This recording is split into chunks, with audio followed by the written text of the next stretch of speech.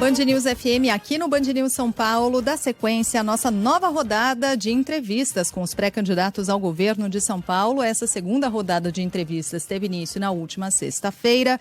Hoje a gente dá sequência, amanhã será a vez de recebermos Fernando Haddad do PT e na quarta-feira Tarcísio Freitas do Republicanos. Hoje a gente recebe aqui o ex-governador de São Paulo, pré-candidato pelo PSB, Márcio França. Obrigada pela presença no nosso estúdio, seja bem-vindo. Obrigado, parabéns a vocês aí pelos 85 anos, né? A gente viu ontem as comemorações e Sheila, Ivan, Maiara, todos vocês, muito obrigado aí pela...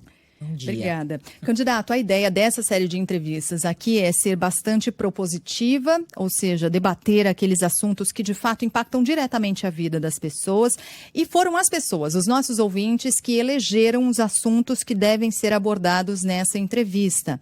A gente levantou na nossa central de atendimento ao ouvinte Ricardo Boechat as propostas que eles querem ver aqui, os temas que eles querem ver abordados. E os temas escolhidos foram segurança pública, saúde e educação. E é nessa sequência que a gente vai seguir aqui. No entanto, eu preciso fazer uma pergunta aqui inicialmente, até porque em relação à nossa última entrevista, a gente tem uma diferença do momento político. Tivemos a oficialização em nível federal da candidatura de Geraldo Alckmin como vice na chapa do ex-presidente Lula na corrida à presidência da República. A candidatura do senhor está de fato definida aqui em São Paulo? Em que pé estão costuras políticas? Lembrando que há essa chapa em nível federal e em São Paulo nós temos o candidato do PT, Fernando Haddad. Pois é, eu sempre dizia a respeito dessa consolidação nacional do Alckmin e do Lula, as pessoas tinham muitas dúvidas em relação a isso, acabou saindo, como eu falei, até já inauguraram um prato que várias pessoas fizeram de ontem para hoje. Eu vou fazer hoje o chuchu com Lula para mostrar que é possível fazer uma boa junção, porque eu sou cozinheiro. Mas, do ponto de vista de São Paulo, seria o ideal que todas essas formas assim mais próximas estivessem juntas, né? Porque tem o candidato do Dória, que é o Rodrigo, tem o candidato do Bolsonaro, que é o Tarcísio, e tem o candidato do Lula, que nesse instante é mais claro que é mais o Haddad, porque é do partido dele, né? Então, eu tenho ficado assim como se fosse alguém que não tem uma desses apoios de presidentes, pelo menos, né? Claro que eu tenho apoio do Alckmin, mas ele não é candidato a presidente, é candidato a vice, né? Nós ainda continuamos conversando, mas o provável é que tenhamos duas candidaturas. São ideias diferentes, eu falo que cada um deles representa um padrinho e no meu caso eu não tenho esse padrinho, né? Eu tenho até usado uma expressão, o Brasil tentou encontrar uma terceira via e não encontrou, mas São Paulo encontrou, né? São Paulo tem a terceira via, essa coisa assim de conseguir juntar. Eu me relaciono com pessoas tanto ligadas ao Bolsonaro como ligadas ao Lula. Eu não tenho assim uma indisposição absoluta, né? Apenas por uma questão de opção ideológica, claro que eu vou apoiar o presidente Lula, porque meu partido vai apoiar o presidente Lula. Mas então essa é a diferença. E aqui eu mantenho solidamente aqueles 20 pontos, 25, que sempre incomodam a todos, né? Porque todo mundo fala o seguinte: olha, só não posso ir com o Márcio no segundo turno. Se for com o Márcio para o segundo turno. E tem um outro fator que eu acho que tem a ver com vocês da comunicação.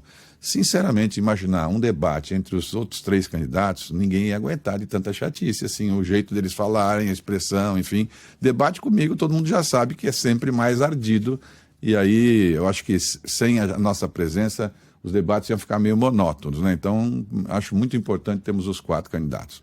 Bom, a gente falou aqui sobre os temas escolhidos pelos ouvintes, candidato, mas eu acho que um que engloba todos eles é a economia. Eu vou começar por ela, porque sempre que a gente fala de promessa, de proposta, né, a gente precisa levar em conta o contexto que o país vive. E eu acho que isso acaba refletindo aqui em São Paulo. A gente está falando de inflação, diminuição do poder de compra. O desemprego, que ainda que tenha diminuído, né, nesse primeiro trimestre, ainda atinge 3 milhões de cidadãos aqui no estado de São Paulo. Eu queria perguntar para o senhor que cenário o senhor acredita que vai encontrar em um eventual governo e quais seriam as prioridades nessa área mesmo, na economia, para viabilizar justamente o investimento e as promessas em outras áreas? O cenário é tenebroso, porque você tem um estado rico com uma população pobre. O que foi feito durante o período do governo Dória?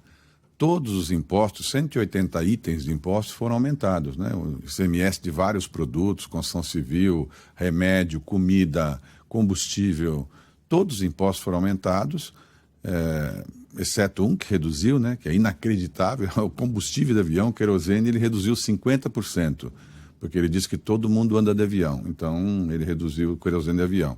O resto ele aumentou todos os impostos. Então, no governo federal ainda houve uma ajuda, porque teve aquela suspensão dos contratos de trabalho que vocês se recordam no tempo da pandemia. No governo do Dória, além de todos os aumentos de impostos, por exemplo, carro usado, veículo usado, o aumento foi de 200%, 213% de ICMS, né?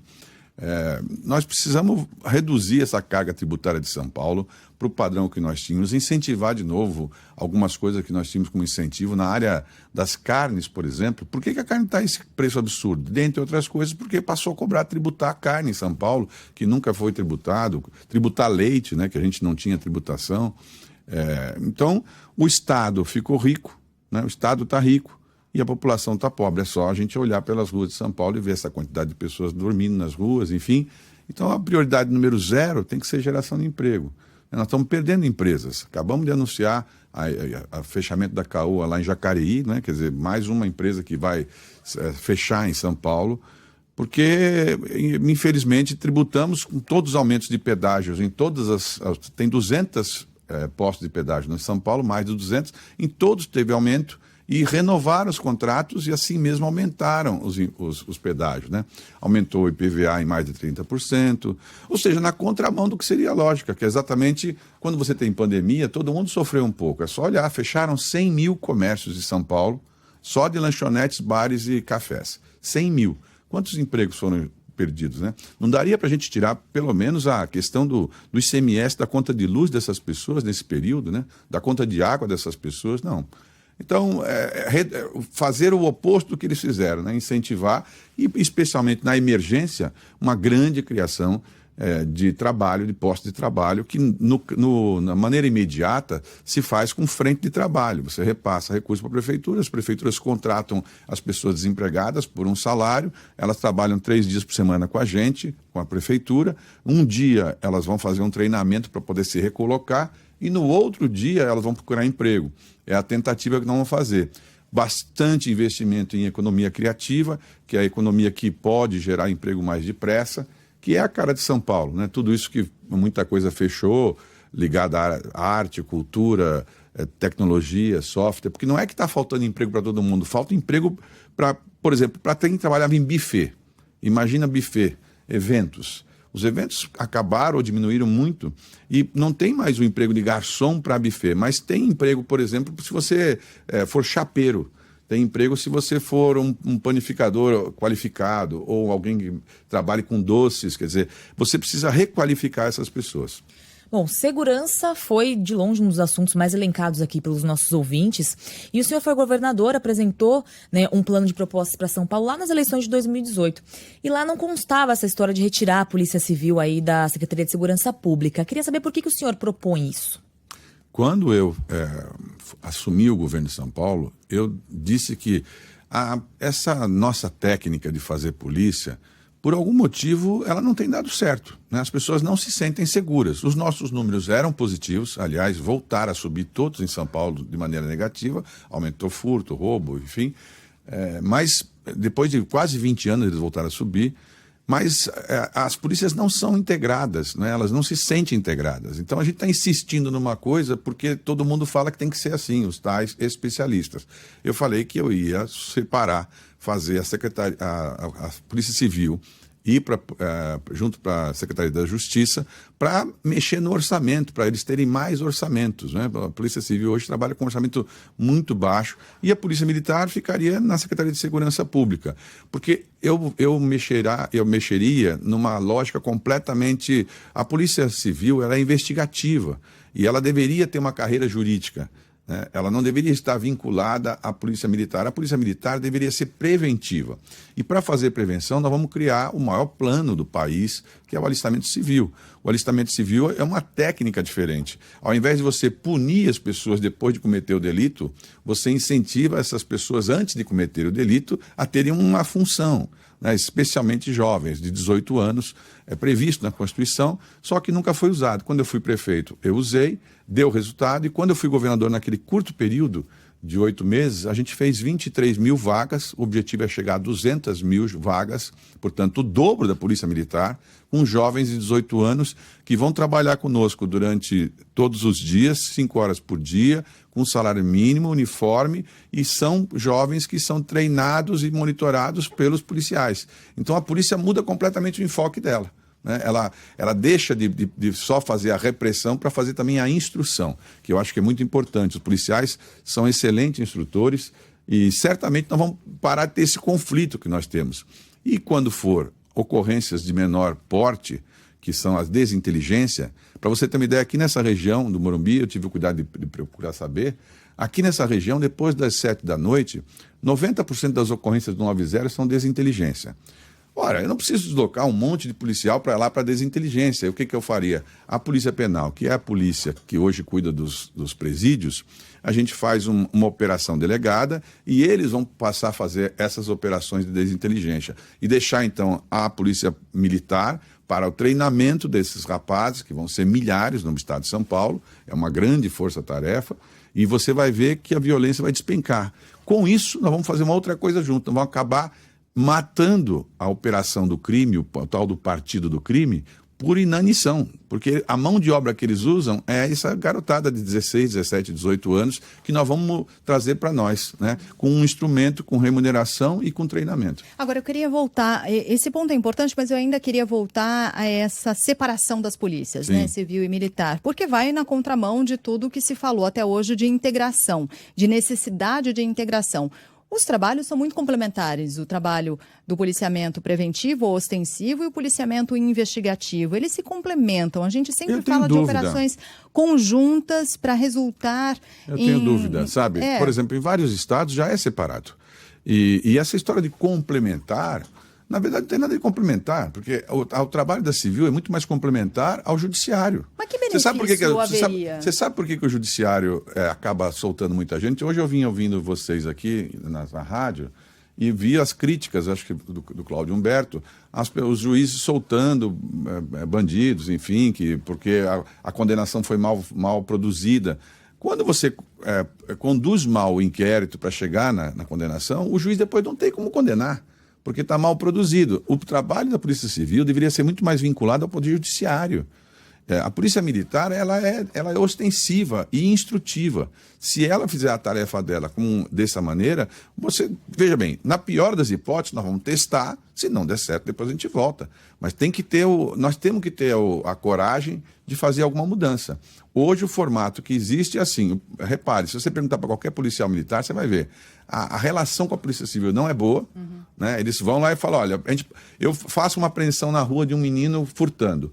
Depois eu fico 4 horas lá na delegacia esperando para poder fazer um boletim de ocorrência, porque não tem quem faça boletim de ocorrência. Então eu fico com o meu tempo todo lá parado, quando na verdade eu deveria estar trabalhando mais na parte de ostensivo, né? Então a gente vai fazer, e ao mesmo tempo também a possibilidade de termos orçamentos separados, maiores, né? Os orçamentos que estão hoje, você pega a Polícia Civil, você sabe que na maioria das delegacias de polícia em São Paulo, quem faz reforma de automóvel, de pintura de teto, etc., são comerciantes, empresários que os policiais ficam pedindo para fazer. Veja, São Paulo não pode ter isso, não é possível que São Paulo não consiga arrumar as delegacias, arrumar os carros, vai precisar policial agora ficar pedindo para os outros para poder fazer as coisas. Nós temos condições de fazer bem feito, nós vamos tentar. No começo a Polícia Civil, os delegados foram muito contrários a isso, porque eles tinham dúvida de sair da segurança pública e ir para a justiça, mas hoje, se você perguntar, você vai ver que 90% dos delegados é favorável a essa tese. Bom, ainda há a questão do próprio efetivo da Polícia Militar, que é o menor nos últimos 20 anos, mas a nossa colunista Mônica Bergamo tem também, candidato, uma pergunta sobre segurança pública e algo que tem sido bastante discutido aqui entre os candidatos. Vamos ouvir. Bom dia, governador. A minha pergunta é sobre o programa de câmeras nos uniformes dos policiais militares. O comando da PM já se manifestou favorável a essa política, porque diz que ela protege os policiais e diminui a letalidade policial. Né? Tanto os policiais estão mais protegidos e também eles matam menos. O senhor já falou que vai alterar essa política. Eu queria que o senhor explicasse um pouco melhor. O senhor vai acabar com as câmeras nos uniformes ou os policiais vão continuar usando essas câmeras em serviço? Todos os policiais vão continuar com as câmeras, mas eles não vão ter a câmera monitorando as 12 horas de trabalho deles. Essa é uma invasão absoluta da privacidade alheia. É um erro, um equívoco gigante que está se fazendo. A polícia, Mônica, fala a favor, porque a ideia veio lá da secretária da Segurança ou do governador, que tudo isso ainda vai ser muito mal, vai ser explicado, porque você sabe que as câmeras foram doadas, mas o sistema é vendido e é incorporado numa nuvem. E a gente vai gastar 600 milhões de reais, ao que eu soube, né? Para que nós tivéssemos essas imagens guardadas, porque tem que guardar por 5 anos, imagem em alta resolução, de 12 horas diárias de cada um. Ora, o que separa um policial de um cidadão que é um servidor público qualquer? Um fiscal, um escrevente, um juiz, um promotor ou um deputado? O que separa é que ele está autorizado pelo Estado a andar armado e com instrumentos que podem gerar violência, algema, cacetete, enfim. Na medida que ele faça a ação dele, que ele vai começar a ação dele, à medida que ele saca a arma, dispara a câmera. Ok, mas gravar a pessoa 12 horas seguidas, eu recebi de uma policial, porque os policiais, coitados, eles têm medo um dos outros da hierarquia, eles não contam a verdade. Se você fizer um teste, 99% dos policiais é completamente contra essas câmeras, porque eles falam, o sujeito vai ao banheiro, imagina a circunstância, a moça estava indo ao banheiro e ela estava menstruada, e ela falou, gravaram as minhas cenas, porque a cena é ininterrupta, fica gravando 12 horas seguidas. Aí eles falam, não, mas grava em baixa resolução e sem som. Agora veja como não é verdade. Quando você aperta o botão, ela volta 5 minutos no tempo e aí ela aparece o som e aparece a alta resolutividade. Então, ou seja, em algum lugar ela gravou. Em algum lugar ela gravou. Ninguém, eu falo para todo mundo, ninguém aceitaria isso. Você ser gravado 12 horas, a gente de manhã cedo escovando o dente, indo no banheiro, a troco do quê? Por que isso?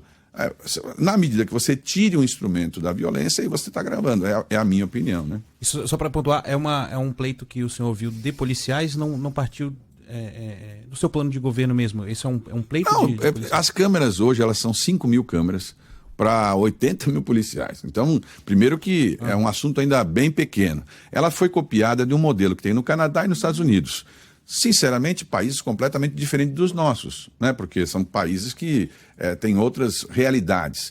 Nos Estados Unidos, a conclusão é que foi inconclusiva, ou seja, não chegou à conclusão de que foi uma boa medida. No Canadá, foi boa a medida, mas é um país com outro padrão. Eu vou dar um exemplo prático. Vem aqui um rapaz na rua, aí vocês vão sair com o seu celular, e ele furta o celular e sai correndo. A polícia vai atrás, para e vai correndo atrás. Se o rapaz pular para dentro de uma casa, para dentro de qualquer casa, o policial não pula mais. Por isso que os índices de violência cresceram. Porque os policiais eles não conseguem mais agir, porque ao pular para dentro de uma casa, ele estaria fazendo invasão de propriedade, o que é um abuso de autoridade. Como ele está gravado o tempo todo, ele não faz mais. Então, assim, nós vamos precisar repactuar isso. As abordagens que falam, as abordagens são aquelas que a gente para na rua, que às vezes pega a arma e pega... Quando eu faço uma abordagem, nem sempre eu faço com violência, mas lembre-se que está o tempo todo gravando. Vamos supor que você e uma namorada vá num carro em algum lugar ou vá entrar num motel. Se você entrar no motel e tiver um policial na porta, ele está te gravando. Mas com que autorização? Eles vão gravar 12 horas de todo mundo sempre? Se for com uma ação policial, sim. Mas sem ação policial, não. Bom, vamos falar. Desculpa, Mayara. Não, eu ia falar para a próxima pergunta. Eu ia passar. É porque é uma questão que passa por segurança e também por saúde, né? E é um item que também nossos ouvintes estão perguntando aos montes aqui. Não tinha como deixar de ser a Cracolândia. A nossa âncora, a Adriana Araújo, tem uma pergunta sobre o assunto. Vamos ver. Oi, bom dia a todos os meus colegas, ao pré-candidato Márcio França. A minha pergunta é sobre a Cracolândia. Há décadas, São Paulo vê esse problema se agravar na capital. A Band tem abordado muito essa questão, tentando encontrar uma solução definitiva para esse problema. O senhor foi vice-governador e por 8 meses governador de São Paulo. Agora tem dito que, se eleito, em 2 anos resolve o problema da Cracolândia. Qual é essa solução mágica? São Paulo já ouviu promessas assim outras vezes e, no entanto, a solução não surgiu. Qual é a solução que o senhor apresenta agora e por que não foi feito antes, já que o senhor já esteve no poder no governo do Estado? Muito obrigada. Bom, Mayara, o que justifica você falar e poder fazer é você já ter feito, né? Quando eu fui prefeito, por exemplo, eu também encontrei uma situação assim e resolvi. Quando eu fui governador, a parte que eu atuava como secretário de Estado era, por exemplo, a história das universidades públicas. A minha tarefa era aumentar o número de vagas sem criar despesas. Nós criamos 50 mil vagas de universidade pública sem criar despesa. Foi o compromisso que eu tinha com o governador Alckmin. Quando você assume os 8 meses, você não tem autonomia de tomar decisões desse porte, porque os orçamentos já vêm embalados. Você não consegue alterar se você não tiver maioria na Assembleia. Como eu não era tucano, a maioria era tucana, claro que eles não queriam. Eles fizeram tudo para que desse o máximo errado possível, né? Mas, voltando então à Cracolândia especificamente, a Cracolândia, é claro que é um sistema de internação. São 1.500, 2.000 pessoas, não é um número tão elevado. Você deve saber que todos os dias o poder público vai lá e tira todo mundo para lavar, 2 vezes por dia para lavar e volta todo mundo para o lugar. O que o Dória fez foi uma papagaiada de fazer aquela história de explodir bomba, enfim, levar as pessoas para trabalhar no McDonald's. Aquilo tudo não sobrou nada, né? Não sobrou nada. Ele mudou de lado. A Cracolândia agora até mudou para a Princesa Isabel por causa disso. O melhor programa que já foi feito, que é inclusive naquele período que o Haddad foi prefeito, que é você fazer o acolhimento, mas ele tem que andar dali para frente. Ele parou no acolhimento do Braços Abertos, que se não me engano chamava. É correto você fazer o tratamento, mas você tem que ter a internação compulsória para os casos que são de pessoas que já não têm mais o discernimento e vai ter que gastar dinheiro. É isso. Agora, eu garanto que é inaceitável que em 2 anos a gente não consiga resolver uma situação. E eu dei 2 anos porque, de verdade, você tem uma internação que vai precisar de autorização judicial. Mas, sinceramente, não é possível que não dê solução. O que não pode é todo mundo ficar assistindo ali e achando que está convivendo com aquilo. Lembre-se, né? Além da Cracolândia, você tem ali dependentes de álcool, você tem crianças, você tem diversas outras situações. Em todos os casos, há soluções e a solução custa caro e nós vamos pagar o preço que for necessário para poder ter a solução. Agora, falando especificamente de saúde, já que o caso da Cracolândia, ele carrega vários elementos, vários aspectos, né? De assistência social, de saúde pública, Sim. de segurança pública, sem dúvida, mas falando especificamente de saúde, a gente tem recebido nos últimos meses dezenas e dezenas de mensagens de ouvintes de todos os cantos do estado, incluindo a capital paulista, falando de falta de medicamentos em postos de saúde, UBS, UPAs, enfim, muda o nome, mas a realidade parece que não muda.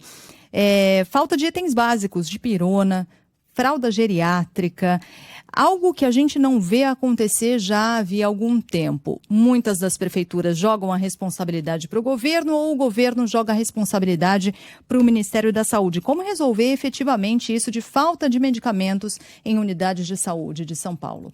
Há um problema grave e aí o prefeito e os governadores têm razão. Os valores do SUS estão congelados já há muitos anos, 13 anos, 14 anos, eu não me recordo. Então é natural que tenha uma defasagem bem grande em relação ao preço.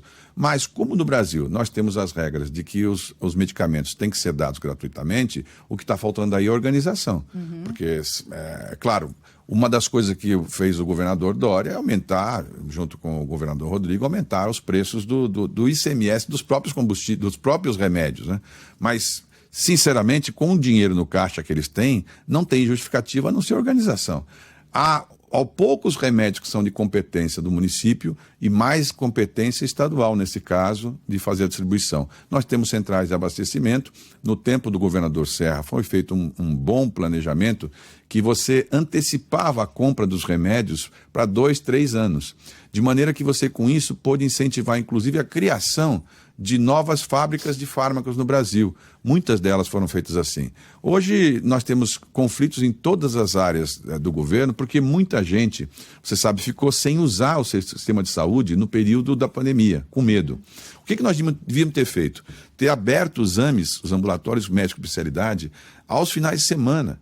Quer dizer, para poder as pessoas voltarem a ter seus exames. O oftalmo está com uma fila gigante. quando na verdade não é um exame tão complicado. Então, abrir as unidades ao final de semana, evidentemente vai ter que remunerar, contratar novos funcionários, mas é uma tarefa. Nós não podemos deixar as pessoas esticarem, por exemplo, um tratamento oncológico, um tratamento psiquiátrico. Nas crianças, né, eu tenho... minha mulher é professora, diretora de uma escola. É inacreditável o que está acontecendo com as crianças.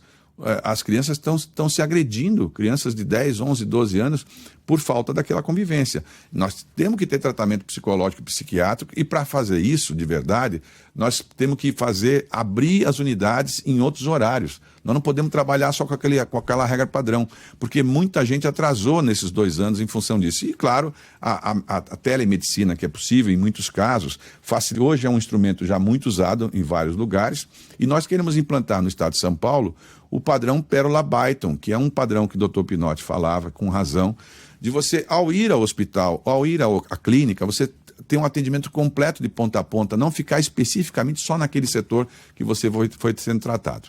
Bom, o senhor já deu o gancho aí para o nosso último tema dos nossos ouvintes, que é a educação, e já adiantou também alguns desses impactos, né? A gente pode citar vários aqui, né? Os alunos, principalmente alunos que moram nas áreas rurais, nas periferias, os péssimos resultados que tivemos agora naquela avaliação de rendimento escolar, né, aqui do estado, déficit de vagas que foi resolvido recentemente com ampliação do número de alunos dentro das salas de aula, os professores que também foram afastados, e muitos por Covid, mas muitos também pela questão da saúde mental, né, nesses últimos 2 anos. Quer dizer, são muitos problemas.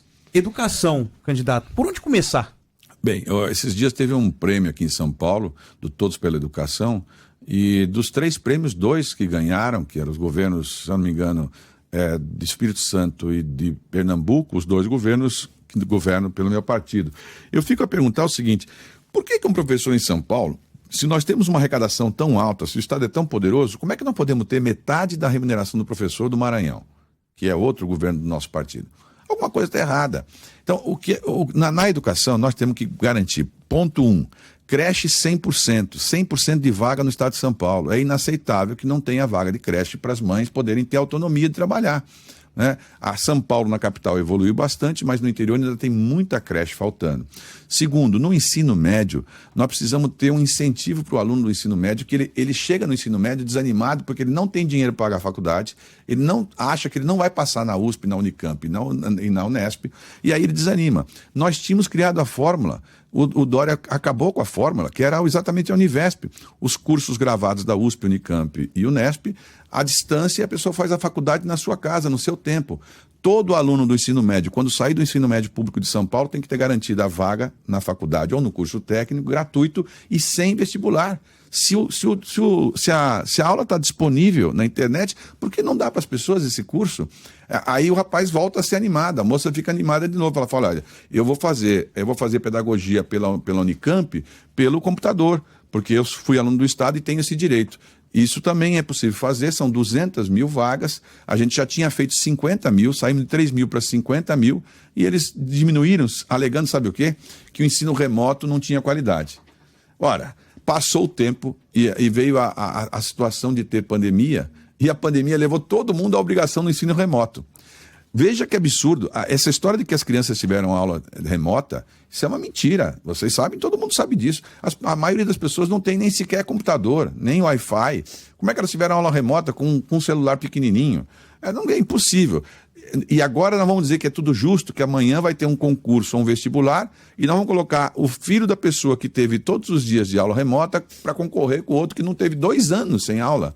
Se nós não vamos compensar isso, não vamos ter que abrir em outros horários ou criar mutirões no final de semana para dar umas aulas de reforço, remunerar outros professores. É isso que tem que ser feito. Bem, nosso tempo já está estourado, né? Mais do que esgotado, mas eu não queria deixar aqui de lembrar do primeiro debate já marcado, vai ser na tela da Band, o primeiro em TV aberta, claro, com transmissão aqui da Band News FM, transmissão simultânea, cobertura total no dia 7 de agosto. O senhor já confirmou presença, mas eu quero saber o que o eleitor pode esperar da sua participação do debate aqui na Band. Acho que nós temos bons candidatos em São Paulo, né? Comparado com outros momentos, são bons candidatos em São Paulo, todos com alguma experiência de vida pública, alguns com pouca experiência no estado de São Paulo, porque não moram aqui, estão mudando para cá, Mas, de qualquer maneira, bons candidatos. E eu espero, como sempre faço em debate, ser muito incisivo, né? Quer dizer, quem lembra dos debates com o Dória lembra aquelas frases que ficaram famosas, daqui tem palavra, enfim. Eu tenho certeza que nós vamos estar de novo nessa eixo. E aí aquela história que eu falei, um é do Lula, um é do Bolsonaro, um é do Dória e um é do povo. Vai ficar a cargo de vocês decidirem quem é o do povo.